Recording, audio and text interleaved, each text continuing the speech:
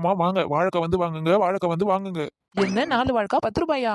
வாங்கம்மா வாங்க, இப்பதான் வருது வாழைக்காய், ஃப்ரெஷ்ஷான வாழைக்காய், தோப்புல இருந்து நேரடியா எடுத்துன்னு வரோம். வாழைக்காய், வாழைக்காய், வாழைக்காய். வந்து பாருங்க, காய பாருங்க, பார்த்துட்டு வாங்குங்க. வாங்க வாங்க வாங்க, 4 காய் 10, 4 காய் 10, 4 காய் 10. என்னென்ன முனுசாமி என்ன வாழைக்காய் வித்துக்கின்னு வரீங்க? அட சின்ன பொண்ணே, வாமா வாழைக்காய் வாங்கிக்குமா, 4 காய் 10 ரூபாய் தான். அட அதிகமா கேக்குற, வாழைக்காய் நல்லா விளைச்சலுண்டு கொல்லிப்புற வாழைத்தோப்பு போட்டு விட்டேன். இந்த 2 3 நாளா மழையும் காத்துமா இருந்துச்சுல, அதுல ஒரு 10 மரம் சாஞ்சிருச்சு. அதுல இருந்து கோழியெல்லாம் வெட்டி அப்படியே தலைக்கு வச்சுக்கின்னு வித்துக்கின்னு வரேன்.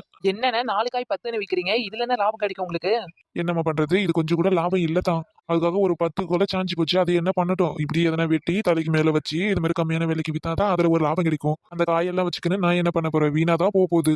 சரி மச்சின பொண்ணு, தலையில வச்சிருந்தாலும் ஒரே வெயிட்டா இருக்குது. உனக்கு எத்தனை காய் வேணும்னு சொல்லி எடுத்து கொடுத்துட்டு நான் போறேன்.